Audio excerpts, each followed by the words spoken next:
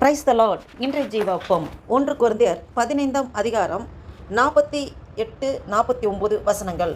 மண்ணானவன் எப்படிப்பட்டவனோ மண்ணானவர்களும் அப்படிப்பட்டவர்களே, வானத்துக்குரியவர் எப்படிப்பட்டவரோ வானத்துக்குரியவர்களும் அப்படிப்பட்டவர்களே. மேலும் மண்ணானவனுடைய சாயலை நாம் அணிந்திருக்கிறது போல வானவருடைய சாயலையும் அணிந்து கொள்வோம். ஆமென், அல்லேலூயா. இதை கேட்டுக்கொண்டிருக்கிற என் அன்பு தேவ பிள்ளைகளே, அப்போஸ்தலனாகிய பவுல் கொரிந்துக்கு எழுதிய நிருபத்திலே அவர் மூலமாக ஆவியானவர் வெளிப்படுத்தப்பட்ட வார்த்தைகளை நாம் சற்று நேரம் தியானிப்போம். மண்ணானவன் எப்படிப்பட்டவனோ மண்ணானவர்களும் அப்படிப்பட்டவர்களே. பாருங்க, மனிதன் மண்ணினாலே பிறந்தவன். மண்ணினால் தான் தேவன் உருவாக்கினார். மண்ணின் மூலமாக உருவாக்கப்பட்டவன் தான் ஆதாம். ஆதாம் வழியில் வந்தவர்கள் தான் மனிதர்கள். அப்போ மண்ணானவன் எப்படிப்பட்டவனோ மண்ணானவர்களும் அப்படிப்பட்டவர்களே. மண்ணானவன், மண்ணுக்குரியவன். இந்த உலகத்தின் காரியங்களை சிந்திக்கிற மனிதர்கள். அப்போ அவங்களோட திங்கிங் எல்லாம் உலக பிரகாரம் தான் இருக்கும்.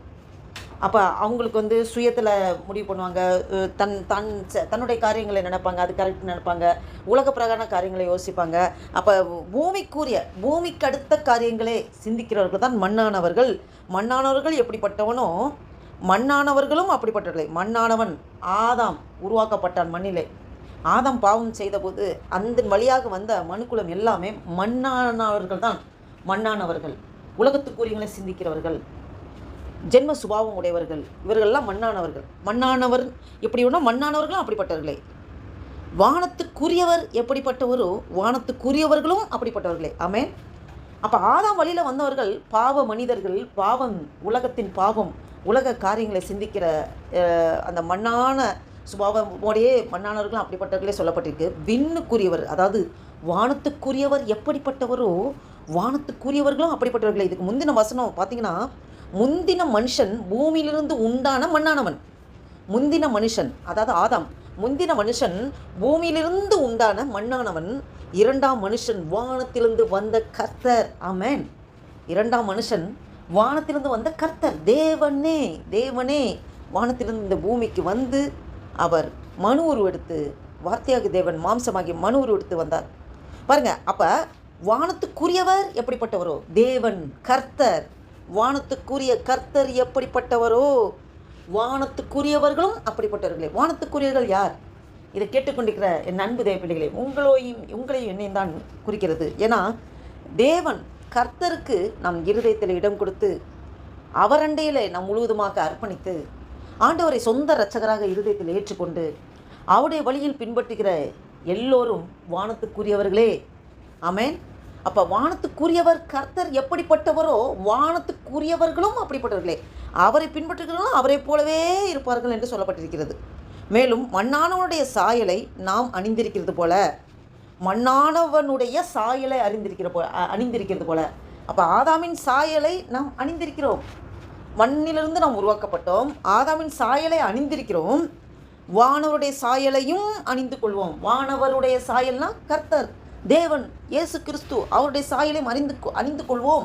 அதாவது ஆதியாகமத்திலே 1 அதிகாரத்திலே சொல்லப்பட்டிருக்கிறது, தமது சாயலின்படி தமது ரூபத்தின்படி மனுஷனை உண்டாக்குவோம் என்று சொல்லி உண்டாக்கினார்.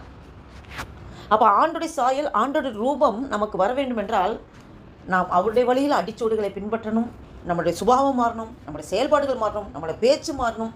அவரையே நாமல்ல, எனக்குள் அவரே வாழ்கிறார், அவரையே முழுமையாக பிரதிபலிக்கிறவர்களாக நாம் மாற வேண்டும். அதான் நாம் அந்த வானவருடைய சாயலை அணிந்து கொள்கிற காரியம்.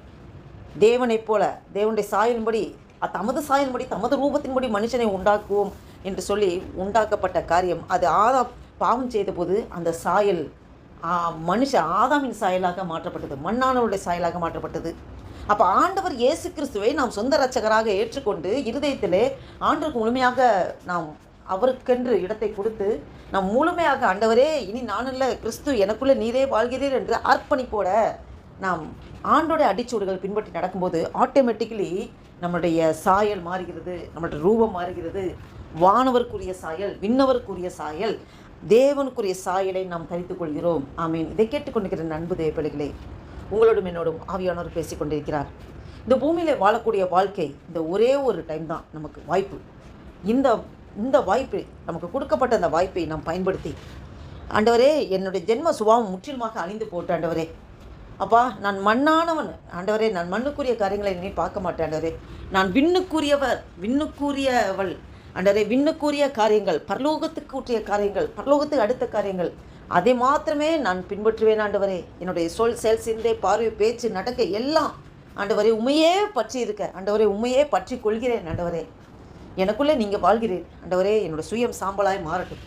என்னோடய ஜென்ம சுபாவங்கள் அழிந்து போகட்டும் ஆண்டவரே. விதைக்க ஒப்பு கொடுக்குறேன் ஆண்டவரே. அப்பா ஸ்தோத்திரம். நீங்கள் வாழுங்கப்பா, எனக்குள்ளே இருந்து நீங்கள் வாழுங்க என்று முழுவதுமாக அர்ப்பணிப்போமா? நாம் இந்த சிந்தையோடு ஒரு புதிய நாளைக்குள் ஆண்டவர் நம்மை நடத்தி கொண்டு வந்திருக்க தேவனுக்கு நன்றி செலுத்தி ஆண்டவர் நோக்கி பார்த்து ஜெபம் செய்வோம். அல்லேலூயா. நன்றி தகப்பனே, நன்றியோடு துதிக்கிற ஆண்டவரே. துதிகள் மத்தியில் வாசம் செய்கிற தேவனை உம்மை நன்றியோடு துதிக்கிற ஆண்டவரே. அல்பம் உமைகா ஆண்டவரே உம்மை துதிக்கிறோம். சர்வ சிருஷ்டிகரை வியாபிகரை உம்மை துதிக்கிறோம்.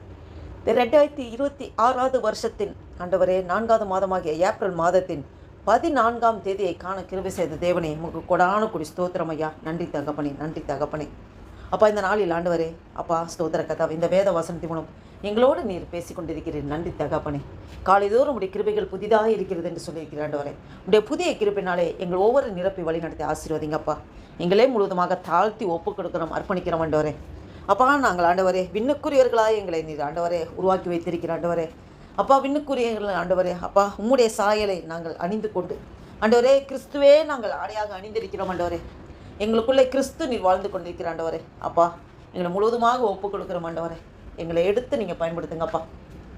இந்த நாளை கைட்டு செய்கிற எல்லா வேலைகளும் உடைய கரம் கூட வந்து நடத்த முடியாது ஜெபிக்கிறோம் ஆண்டவரே. இந்த வீடியோவை கேட்டுக்கொண்டுக்க பார்த்து கொண்டுக்க ஒவ்வொரு குடும்பத்தையும் ஆண்டவர் ஆசீர்வதிங்கப்பா. அப்பா, சொந்த பந்தங்கள், உற்றா உறவினர்கள், இணைஜன பந்துக்கள் எல்லாரையும் ஆசீர்வதிங்க. இந்த ரத்த கோட்டைகளை ஒவ்வொரு புதிந்து பாதுகாத்து வழி நடத்துங்கப்பா. நன்றி தகப்பனே. நீர் அப்படியே செய்கிறதுக்காக ஸ்தோத்திரம். வேலை ஸ்தலத்தை ஆசீர்வதிங்க. வேலை ஸ்தலத்தில் எல்லா அதிகாரிகள் கண்களும் தயவும் இரக்கமும் கிருபை கிடைக்க செய்ய முடியாது ஜெபிக்கிறோம். நீர் அப்படியே செய்கிறதுக்காக நன்றி செலுத்துகிறோம். ஆசீர்வதிக்க பலப்படுத்துகிறோம். இயேசு கிறிஸ்துவின் நாமத்தினாலே ஜெபிக்கிறோம். ஜீவனுள்ள எங்கள் நல்ல பிதாவே. ஆமேன், ஆமேன்.